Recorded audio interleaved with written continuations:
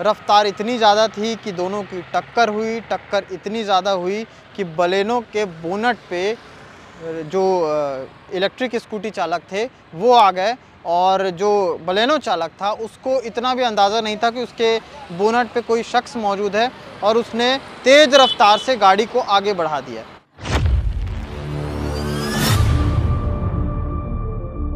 गलती तो उसका ही था, लेकिन अभी किसका?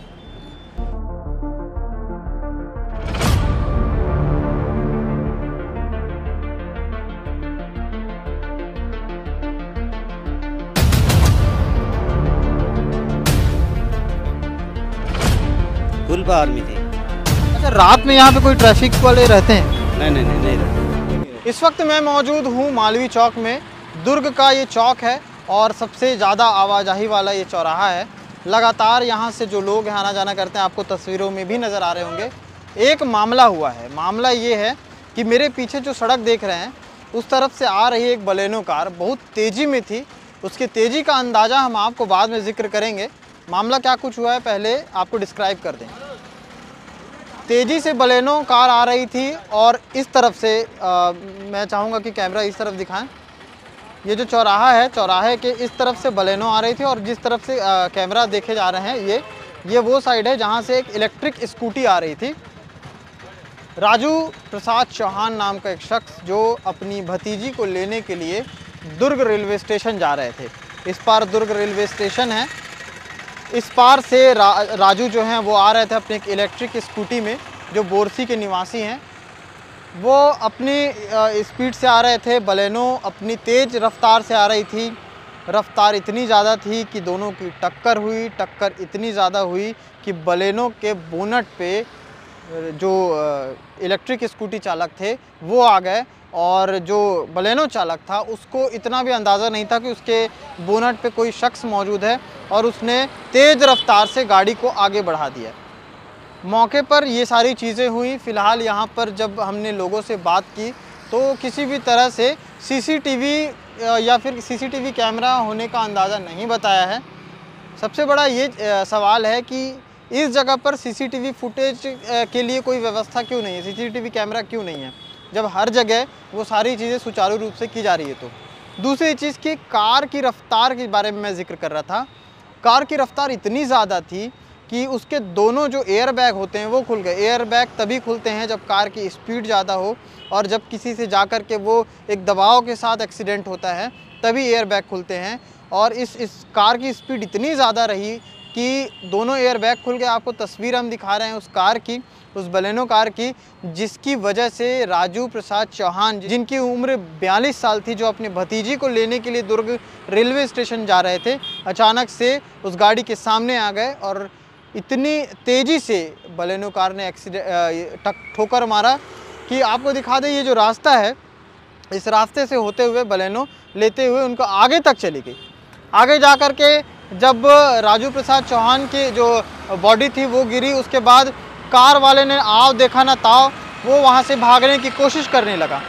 इस कोशिश में वो कामयाब रहा, लेकिन कहीं ना कहीं नाकामयाबी उसे हासिल यूँ हुई कि वो जो शख्स है, जो ड्राइवर था, वो तो भाग गया, उसकी कार पुलिस ने खोज निकाली। साथ ही साथ एक अपडेट ये भी है कि जो शख्स जिसको ठोकर मारी गई थी उसकी मौत हो गई।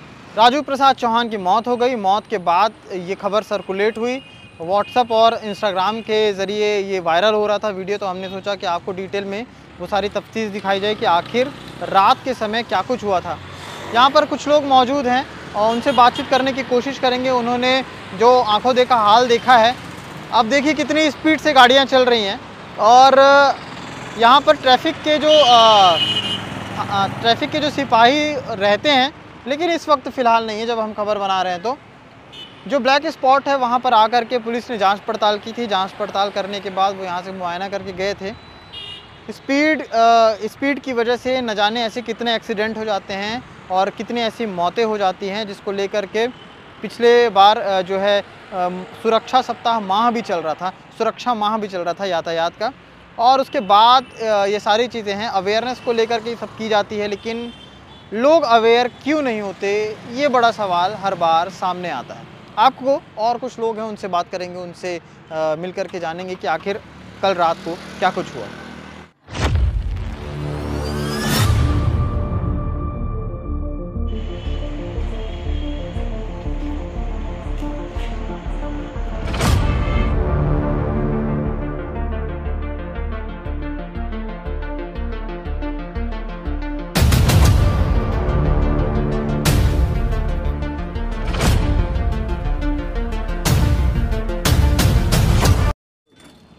जहाँ पर यह हादसा हुआ उसी के कुछ ही दूरी पर एक दुकान है, मोमोज़ की दुकान है। भाई साहब मेरे साथ हैं जिन्होंने आंखों देखा हाल देखा है और सबसे पहले यही वो शख्स थे जो वहाँ पर पहुँचे।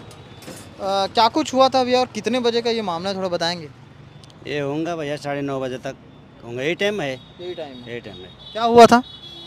हुआ क्या, उधर से स्कूटी पार हो रहा था, इधर से कार आया तो कार से घुसड़ के उधर उसको, गलती तो उसका ही था लेकिन अभी किसका?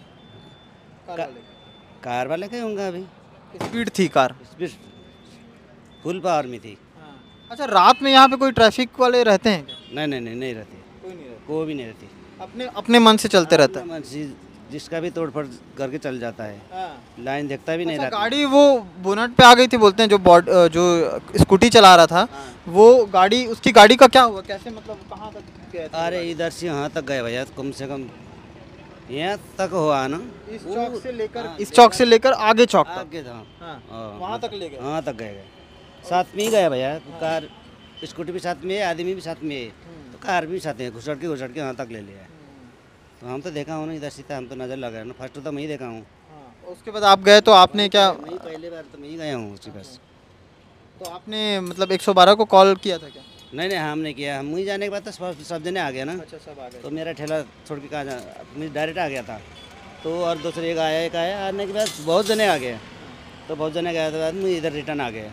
तो उसको कहा ऑटो में डाल के उसको ले गया। उसका पूरा सांस भी नहीं था, मर गया था क्या था, देखने को भी नहीं मिला मेरे को। लेकिन पहले तो देखा था, हल्लो चल रहा था।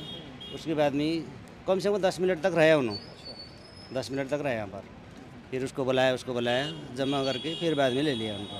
खबर बनाते बनाते अचानक से अभी लाइट गुल हो गई थी, तो हमने दूसरे मोबाइल से जो है टॉर्च ऑन किया है और आपको जो तफ्तीश बता रहे थे उसमें निरंतरता बरतते हुए हम बताते हैं कि जो बलेनो कार थी, जिसकी स्पीड के बारे में हम आपको उसके अंदाज़ा तो बता ही चुके हैं। साथ ही साथ ये भी है कि जैसे भाई साहब ने बताया कि यहाँ पे इससे पहले भी 2 दिन पहले भी यहाँ पे एक एक्सीडेंट हुआ था रात के करीब 1 बजे के आसपास। दूसरी चीज़ ये है कि गाड़ी जो बलेनो कार थी वो जिस शख्स के नाम पे थी, फ़िलहाल वो नाम आया है विनीत अग्रवाल का। अब गाड़ी को कौन ड्राइव कर रहा था, कौन उसका ड्राइवर था, ये अभी तक फ़िलहाल ओरिजिनली उसका नाम सामने नहीं आ पाया है। तो आगे क्या कुछ अपडेट रहेगा इस मामले में हम आपको दिखाते रहेंगे। देखते रहिए KP न्यूज़। शुक्रिया।